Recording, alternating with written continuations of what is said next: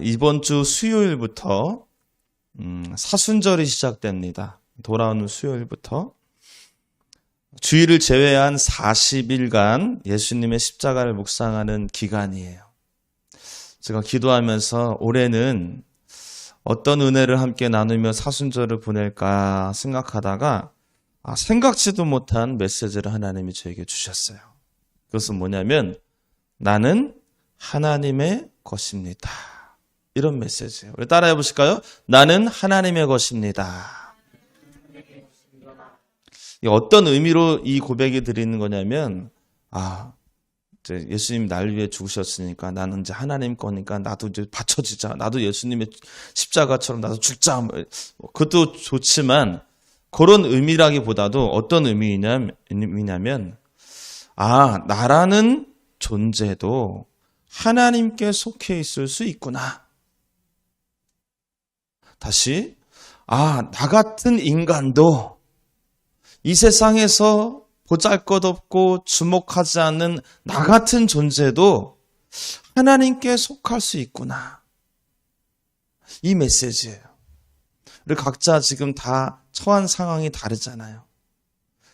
잘 먹고 잘 사시는 분들은 감흥이 없을지 몰라도 조금 고난이 있고 조금 힘듦이 있고 앞이 보이지 않는 길을 걷고 있으신 분들은 이 메시지가 이번 사순절 기간 동안 위로가 되고 또 우리의 영을 살리는 귀한 메시지가 될 줄 믿습니다. 할렐루야.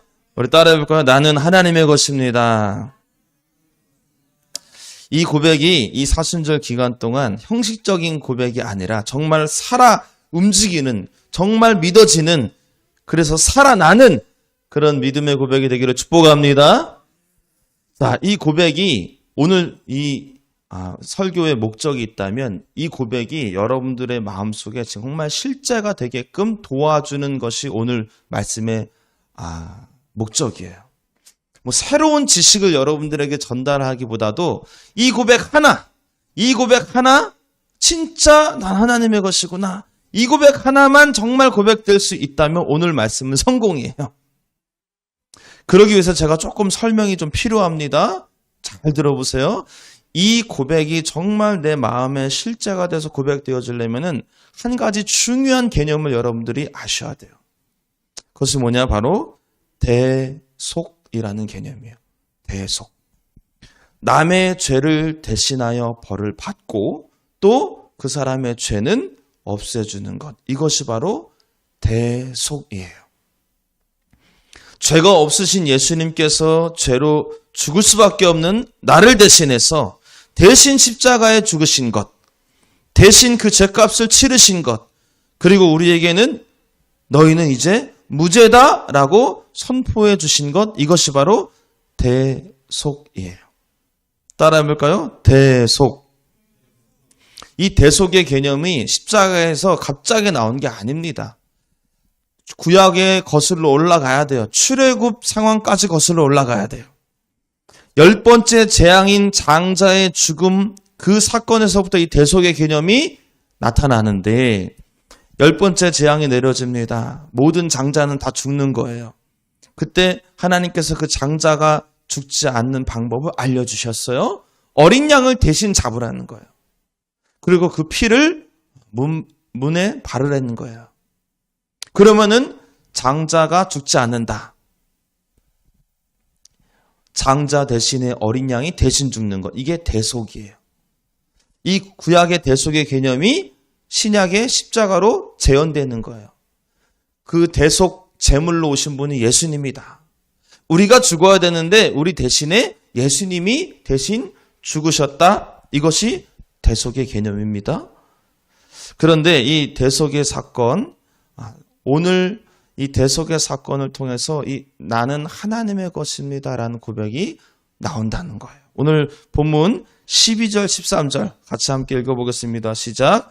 너는 태에서 처음 난 모든 것과 내게 있는 가축의 태에서 처음 난 것을 다 구별하여 여호와께 돌리라. 수컷은 여호와의 것이니라. 나귀의 첫 새끼는 다 어린 양으로 대속할 것이요. 그렇게 하지 아니하려면 그 목을 꺾을 것이며 내 아들 중 처음 난 모든 자는 대속할지니라. 아멘. 이 말씀을 제가 이해하기 쉽게 좀 정리해서 소개해 드리면 하나님이 말씀하시는 거예요. 처음 난 것은 다 내 거다. 내 거면은 내게 바치라는 거예요. 여기서 포인트는 이 당시에는 처음 난 것에 포인트가 있었겠지만 우리는 지금 십자가를 경험한 자로서 그 이후에 살아오는 자로서 어디다 포인트를 둬야 되냐면 내 것이다. 내 것이다. 여기에 포인트를 두셔야 돼요. 다시 처음 난 것은 다 내 것이니 내게 바쳐라. 그러면서 예를 들읍니다. 나귀 새끼의 첫 것도 내 거니 내게 바쳐라 라는 뜻이에요. 그런데 하나님이 인자하셔서 나귀 새끼 처음 난 것, 나귀 새끼를 바쳐버리면은 그 재산적 피해가 꽤 크잖아요. 그래서 그 나귀 대신에 어린 양, 그 작고 어린 양을 대신 잡으라는 거예요. 이게 대속의 개념이에요. 물론 여담이지만 이 처음 난 것, 첫 것 여기에 꽂혀가지고 많은 첫 번째 난 아드님들이 목회자로 바쳐진 적들이 많이 있잖아요. 그런데 그거는 처음 난 것에 초점을 맞춰서 그런 거예요. 오늘 초점은 어디에 있다? 내 것이다. 하나님 말씀하시는 거예요. 내 것이다. 내게 바쳐라. 어린 양을 대신 바침으로써 대속하라. 자, 그러면 제가 이제 여러분들에게 질문 드리는 거예요. 나귀 새끼가 귀하다는 뜻이에요? 어린 양이 귀하다는 뜻이에요? 너무 어려운 질문이에요? 다시. 나귀 새끼의 첫 것은 내 거라는 거잖아요, 하나님이. 내 거니까 건들지 마, 내게 바쳐. 근데 이게 너무 비싸잖아요. 큰 재산이잖아요. 그러니까는 그거 대신에 뭘 바쳐라? 어린 양을 바쳐라는 거예요. 그러면은 이 나귀 새끼의 첫 것을 내게 바쳤다. 내가 인정할게. 그러니 어린 양을 대신 바쳐 대속해. 자, 다시 질문 드릴게요. 나귀 새끼가 귀하다는 거예요? 이 어린 양이 귀하다는 거예요? 귀한 거를 살리잖아요. 상대적으로 덜 귀한 거를 죽이자는 거예요. 하나님의 이 논리가. 그러면은 나귀 새끼는 살았어요? 어린 양은 죽었어요. 그럼 뭐가 더 귀하다는 거예요? 나귀 새끼가 귀하다는 거예요. 왜? 내 거니까. 내 거라는 거예요, 하나님이. 하나님은 본인 거 죽이지 않고 다른 거 대신 죽이라는 거예요. 장자는 내 거다. 그러니까 장자를 죽일 수는 없잖아요. 그렇죠? 그러니 그 어린 양 대신 죽이라는 거예요. 왜? 장자가 훨씬 귀하니까. 내 것은 귀하니까 상대적으로 덜 귀한 것으로 대속하셨다는 거예요. 자, 그러면은 이 당시에 살아남은 장자들은 어떤 생각을 하게 될까요? 죽을 뻔했네. 이런 생각으로 끝납니까? 아니죠. 가만히 그 메시지를 곰곰이 생각해 보면은 이렇게 생각이 되는 거예요. 하나님께서 날 귀하게 여기시는구나. 또, 내가 하나님 거구나. 하나님은 이 귀한 것을 대속하시는구나. 그러면 나는 하나님 거네. 그때 고백이 나오는 거겠죠. 나는 하나님의 것입니다. 여러분, 이 구약의 대속의 개념이 십자가에서 재현됐다고 말씀드렸죠. 자, 제가 이제는 질문 드릴게요. 아마 대답하기가 쉽지 않을 겁니다. 그 십자가 통해서 하나님은 우리를 살렸어요. 아멘입니까? 아멘입니까? 예수님을 죽였어요. 그러면 예수님이 귀한 거, 하나님 입장에서 예수님이 귀한 거예요? 우리가 귀한 거예요? 왜 이렇게 자신감이 넘쳐서 이렇게 확신 있게. 감히 말씀드리지만 하나님 입장에서 이렇게 말씀하시는 거예요. 너희가 내 거다. 너희들은 내 거다. 그래서 귀하다. 우리가 예수님보다 더 귀하다는 거예요. 우리가 생각이 들죠. 어떻게 나 같은 존재가 예수님보다 더 귀한 존재가 될 수 있을까? 그것은 하나님께서 그렇게 정하셨기 때문에 우리 머리로 이해할 수 없는 거예요.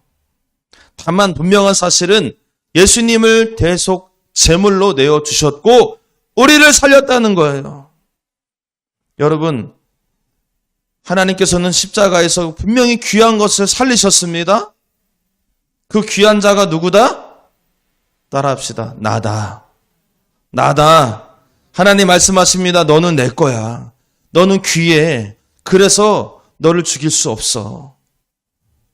대속 제물로 대신 너를 살릴 거야. 그런데 그 대속 제물이 누구예요? 예수님이었다는 거예요. 하나님이 우리의 가치를 그 정도로 귀하게 모신다는 겁니다. 할렐루야. 할렐루야.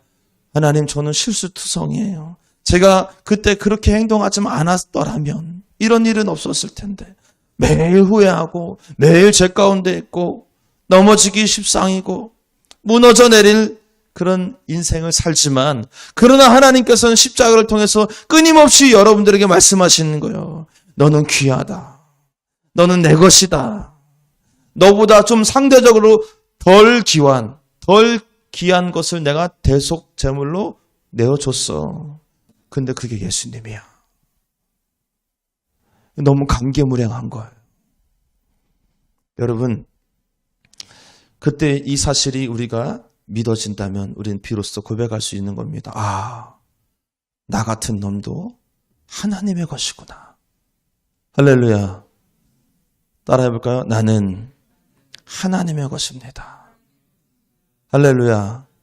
우리 옆에 아직도 고백을 못하시는 분들, 의심하시는 분들에게 축복하며 말씀해 주세요. 당신은 하나님의 것입니다. 당신은 귀한 존재입니다. 하나님께서 보호하십니다. 하나님이 책임지십니다. 할렐루야. 할렐루야. 할렐루야. 여러분, 자부심을 가지고 살아가시길 축복합니다. 근데 문제는 뭐냐면 대부분의 그리스도인들이, 그렇게 자부심을 갖고 살아야 될 그리스도인들이 그 자부심이 없어요. 그리고 패배주의를 살아요. 매일 상처만 받고 무너지고 좌절하고 입만 열면 안 된다, 못한다, 안 한다. 부정적인 말만 해요. 왜 그럴까요? 하나님과 멀어져 살기 때문입니다. 하나님과의 관계가 가깝지 않다는 뜻이에요. 하나님의 사랑을 망각한 채 세상 속에서 살고 있기 때문이에요. 주일날 몸만 교회 왔지 주중에는 세상과 보타며 살기 때문이에요. 그래서 십자가가 봐도 감흥이 없는 겁니다. 그래서 하나님이 당신은 귀한 존재다, 너는 귀한 존재다, 내 것이다, 그런 말을 들어도 아무런 감흥이 없는 거예요. 여러분, 하나님과 가까워지면 뭐든지 하나님과 함께하고 싶은 겁니다. 나는 하나님의 거예요. 하나님, 나와 동행하시고 나를 책임져 주세요. 그러는 거예요. 여러분, 제 딸이 저한테 가끔 이런 얘기를 해요. 요즘에, 아빠, 갑자기 빵또아가 먹고 싶어. 그런 게 있어요. 먹는 이름이에요. 아이스크림. 저보고 사오라는 거예요. 밤에. 제가 제 아내 임신했을 때도 밖에 나가서 뭐 사와본 적이 없는데 제 딸내미 때문에 밤에 나가서 뭐 사옵니다. 또 이런 얘기를 해요. 아빠, 다음 주 월요일에는 아빠 손을 잡고 어린이집에 걸어서 등원하고 싶어. 뭐 이렇게 자꾸 요구를 합니다. 또 한 번은 그래요. 엄마, 아빠, 오늘은 나 어린이집 끝날 때 데려올 때 아빠랑 엄마랑 다 같이 와. 너무 빨리 오지 말고 조금만 늦게 와. 놀다가 가게. 제 스케줄은 관심이 없어요. 아빠랑 이것도 하고 저것도 하고 싶어 하고 먹고 싶어도 하고 싶은 것이 많습니다. 그게 무슨 뜻이냐면은 제가 돈 많은 걸 아는 거예요. 그가 아니죠. 그게 아니라 아빠랑 친밀하다는 뜻이겠죠. 언제까지 이렇게 친밀할지는 모르겠으나 여러분, 하나님과 친밀하세요? 하나님과 뭐 막 해보고 싶어요? 우리는 하나님 뭐 시킬까봐 겁나잖아요. 하나님이 부르실까봐 겁나잖아. 뭐 또 바치라나 보다. 뭐 또 헌신하라나 보다. 죄송하지만 그것은 하나님과 친밀하지 않다는 뜻이에요. 목사님이 와서 집사님 부르면 갑자기 막 가슴이 콩닥콩닥 뛰어 또 뭐 시키는 거 아닌가. 여러분, 하나님과 친밀한 자는요, 뭘 해도 하나님과 함께 하고 싶은 겁니다. 같이 동행하고 싶은 거예요. 하나님, 나와 좀 함께 해주세요. 나와 동행해주세요. 이것 좀 같이 해주세요. 하나님, 이거 할까요? 저거 할까요? 우리가 먼저 물어봐요. 하나님, 뭐 원하세요? 내가 할게요. 왜 그렇죠? 하나님과 친밀하기 때문에. 여러분, 하나님 앞에 하나님, 저는 하나님 것입니다. 라는 고백을 드리려면은 하나님과 친밀해져야 됩니다. 여러분, 이번 사순절은 그 누구보다도 그 무엇보다도 하나님과 친밀한 기간이 되기를 축복합니다. 어떻게 하면 하나님과 친밀한 관계를 살 수 있을까? 이 말씀 드리고 말씀 마칠게요. 하나님을 찾으세요. 하나님을 부르세요. 어떻게 찾으시고 어떻게 부르실 거예요? 이 사순절 기간 내내 이거 할 거예요. 그래서 알으셔야 돼요. 하실 수 있으셔야 돼요. 너무 어려우면 여러분 못해요. 쉬운 방법 알려드리는 거예요. 따라 해볼까요? 하나님, 이거면 끝이에요. 너무 어려웠어요? 미국말로 해주세요. 영어로 할까요? 한국말 어려우셔서? 하나님 부르시는 게 하나님 찾는 거예요. 다시 한번 해볼까요? 하나님, 길을 걷다가도 하나님 부르십시오. 운전하시다가도 하나님 부르세요. 그러면 하나님과 가까워지는 시작이 되는 겁니다. 일하시다가도 하나님 부르세요.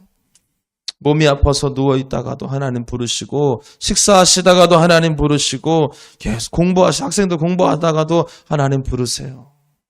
그리고는 대화를 시도하세요.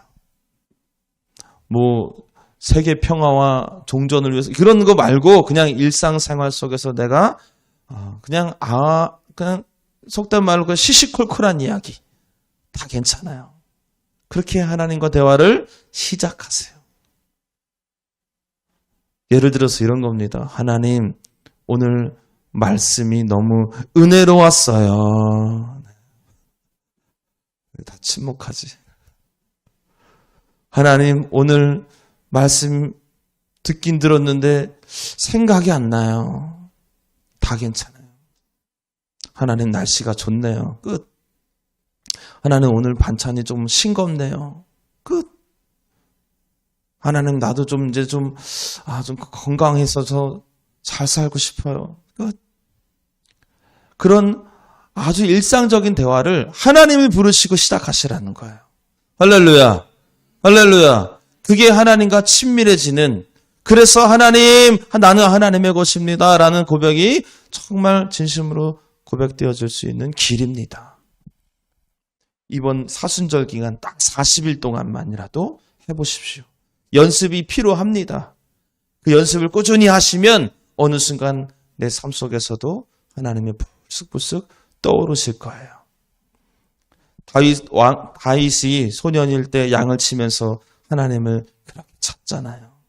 수많은 다윗의 시편이 바로 다윗과 하나님이 얼마나 친밀한지를 보여주는 증거입니다. 여러분, 이제 핸드폰만 찾지 마시고 하나님 찾으시기 바랍니다. 이 사순절 기간 하나님을 찾으시고 부르셔서 하나님과의 친밀함이 더해지기를 축복합니다. 할렐루야. 하나님과 친밀해지면 비로소 내가 귀한 존재구나가 실제가 되는 겁니다. 할렐루야. 두 번째는 기도와 말씀으로 찾으세요. 제가 기도하면서 사순절 기간 동안에 어떻게 우리 성도들과 은혜를 나눌까 기도하면서 돌고 돌아 결국 우리가 하나님을 더 알고 하나님을 경험하고 정말 친밀해질 수 있는 길은 결국 기도와 말씀밖에 없구나. 다시 결론이 여기에요. 여러분, 이 사순절 기간에는 정말 기도하세요. 정말 말씀 읽으세요. 붙잡아 보세요. 이제 세상의 것 붙잡을 거 다 붙잡아 봤잖아요. 안 되잖아. 말씀 붙잡아 보는 거예요. 제가 이번 사순절에는 조금 이제 타이트하게 쪼아 드리려고 합니다. 제가 청소년 사역을 할 때 청소년 애들밖에 없으니까 청소년 사역을 했었잖아요. 그때 제가 학생들을 엄청 짰어요. 수요 예배, 금요 예배, 주일 예배, 기도 생활, 말씀 생활, 죄악의 길로 갈까봐 또 막 다 짰습니다. 지금은 그렇게 쪼지 않아요. 그런데 그래서 지금 이게 분위기가 다르잖아요.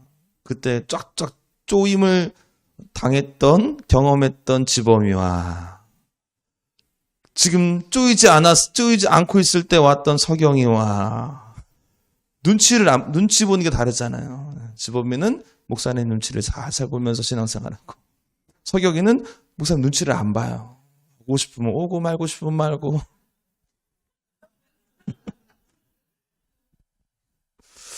그때랑 지금이랑 이렇게 학생들을 비교해 보면은 그런데 그때가 신앙생활 더 잘했더라고 보니까.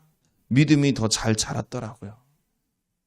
민서가 긴장하지 마. 쪼진 않을 거야. 다시 쪼진 않을 거야. 왜냐면은 그렇게 하면은 어떻게라도 한 번 더 기도하게 되고 어떻게 한 번 더 말씀 보게 되니 당연히 하나님과 친밀해질 수밖에. 아이고 괜찮아 나는 됐어 이러시면 점점 멀어지는 것이고 그래 내가 기도가 필요하지 그래 내가 말씀이 필요하지 하고 도전하시는 분들은 이 사순절 기간이 정말 하나님과 가까워진 기간이 될 줄 믿습니다. 할렐루야. 40일만 스스로 조금 타이트한 기간으로 정해보시기 바랍니다. 혼자 자신 없으면은 함께도 괜찮아요. 체크리스트를 만들어서 하셔도 좋아요. 우리가 기도와 말씀으로 전념할 때 하나님께서는 우리가 얼마나 귀한 존재인지를 여러분들에게 깨닫게 하실 겁니다. 말씀을 통해서 기도할 때 하나님 음성을 통해서 할렐루야. 그때 비로소 여러분들은 고백하게 될 겁니다. 나는 하나님의 것입니다. 할렐루야. 할렐루야. 사랑하는 여러분, 하나님께서 우리 한 사람 한 사람을 귀히 여기셔서 대속하셨습니다. 엄밀히 말하면 하나님 입장에서는 예수님보다도 우리를 더 귀하게 여기셨는지 몰라요.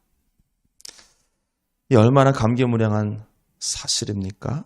여러분, 이 사실이 실제가 되기를 축복합니다. 바라기는 오늘 이 사순절 기간 동안에 이 사실이 정말 믿어져서 나는 하나님의 것입니다라고 고백을 올려드리며 자부심 있게 살아가게 되기를 주님의 이름으로 축원합니다.